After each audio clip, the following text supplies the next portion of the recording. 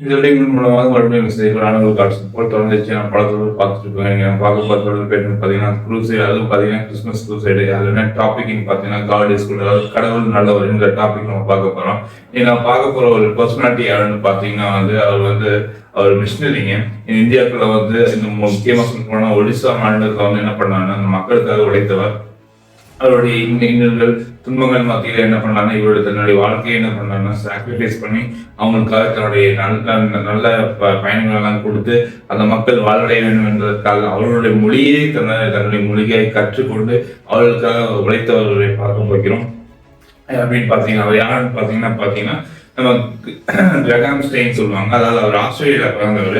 ஆஸ்திரேலியாவில் பிறந்து என்ன பண்ணாருன்னா அவருடைய சின்ன வயசுலயே அவருக்கு என்ன ஒரு பெரிய ஒரு தாக்கம் அவருக்கு ஏற்படுது. எப்படின்னு பார்த்தீங்கன்னா அவர் டீச்சர் ஒரு பாடல் எடுத்துட்டு இருக்காரு. எடுக்கும்போது என்னன்னா ஏசப்பா ஒரு லெப்ரசி பேஷண்ட்டை குணமாக்குற அந்த ஒரு பிக்சர் அவருடைய கண்ணுக்கு முன்பாக தென்படுகிறது.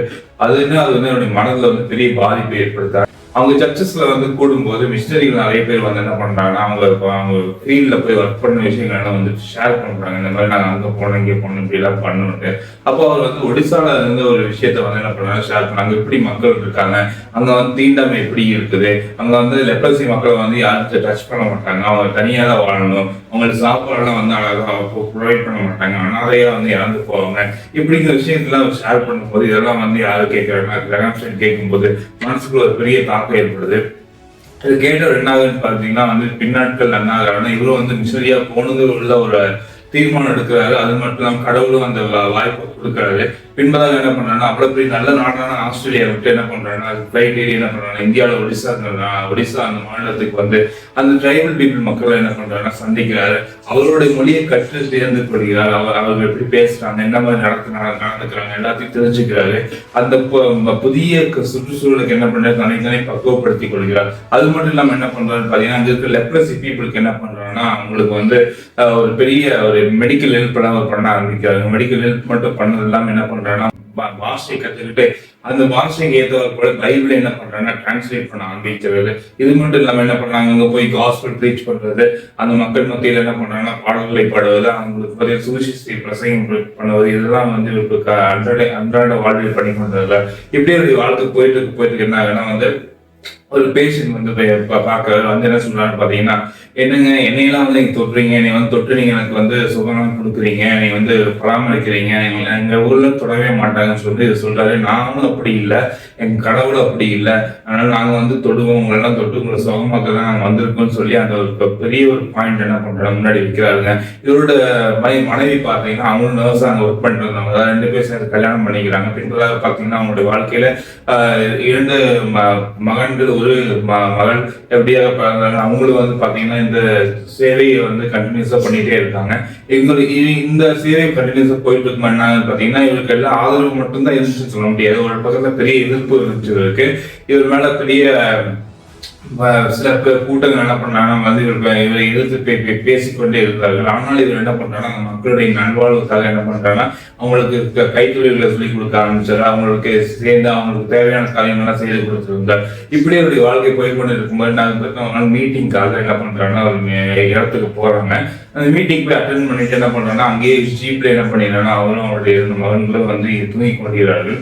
அந்த நேரம் பார்த்து என்ன பண்றாங்க சில நபர்கள் என்ன பண்றாங்க அந்த ஜீப் மேல பெட்ரோலை ஊற்றி அவர் அந்த ஜீப்புக்குள்ள பசங்க இருக்காங்க, அவரும் இருக்காரு. 2 பேரும் என்ன பண்ணிடுறாங்கன்னா ஜீப்ல வச்சு பெட்ரோல் ஊற்றி என்ன பண்ணா கொளுத்தி விட்டுறாங்க.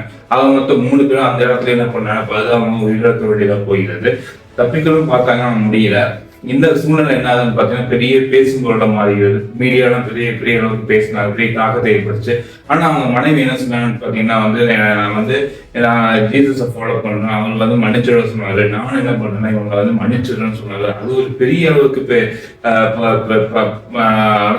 பாதிப்பை ஏற்படுத்த சமூகத்துல. அது பின்பதாக பார்த்தீங்கன்னா அவருக்கு அவருடைய நினைவாக வைத்து என்ன பண்ணாங்க ஒரு ஹாஸ்பிட்டல கட்டினாங்க, கிரகாம் ஸ்டெயின் ஹாஸ்பிட்டல்ல.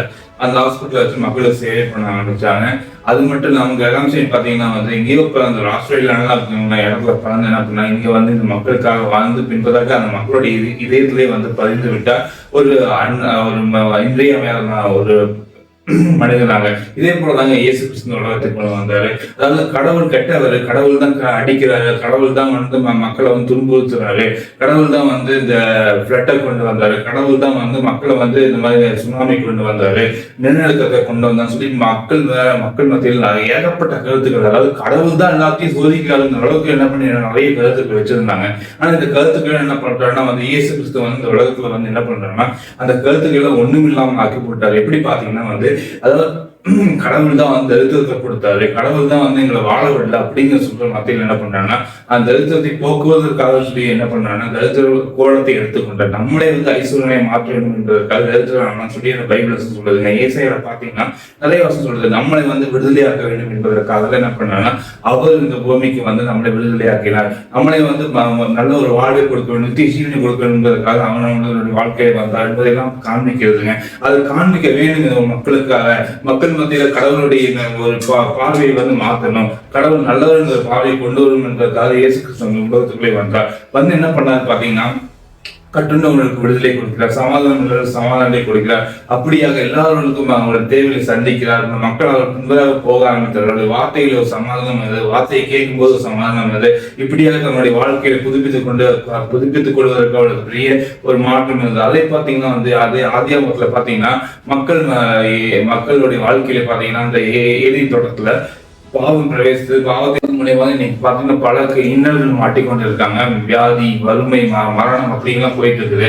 இதெல்லாம் வந்து போக வேண்டும். பாத்தீங்கன்னா ஒரு பிரின்சிபல் இருக்குங்க. என்ன பிரின்சிபல் பாத்தீங்கன்னா என்ன கோட்பாடு இருக்குன்னு பாத்தீங்கன்னா ரத்தம் சிந்தல் இல்லாமல் பாவம் மன்னிப்பு சிந்த வேண்டும். அதுக்கு வந்து மனுஷனால சிந்த முடியாது, மனுஷனால செய்யவும் முடியாது. மனுஷன் நல்லது செய்யணும்னு ஆசைதான், நல்லது செய்யணும்னு ஆசைப்படுறான், ஆனா வந்து அவனால செய்ய முடியல. இப்படிப்பட்ட வாழ்க்கையில மாட்டிக்கொண்டு இருக்கும் என்ன பண்றாங்க இயேசு கிறிஸ்து இந்த உலகத்துக்குள்ள வந்து இவருடைய பாவங்களுக்காக தன்னையை ஜீவ பலியை கொடுத்து என்ன பண்றாங்க மொத்த உலக மற்ற லோகத்துக்குமே ஒரு பாவ பலியை வந்தவை இயேசு கிறிஸ்து.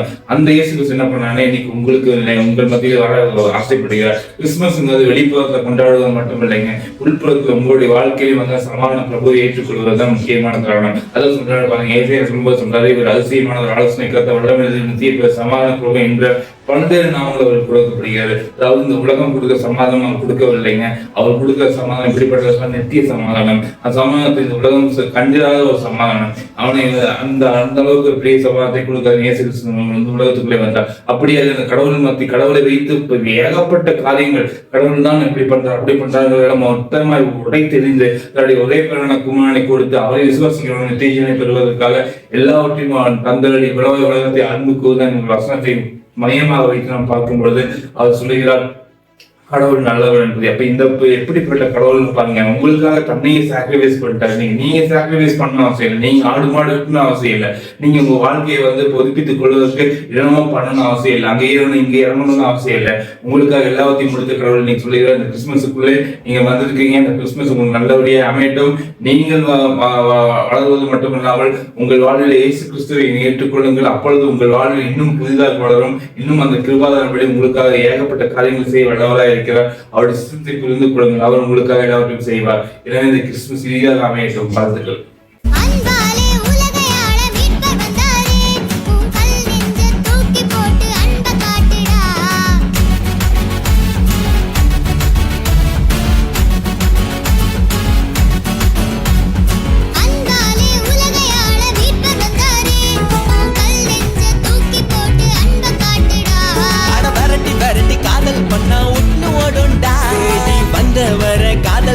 வாழ்க்கை மலருண்டா, உலகில் வெளிச்சம் வந்துட்டு பிரைட்டா, புது கிருபை வந்துட்டு கிரேட்டா, சம வாழ்க்கை தந்தாரு.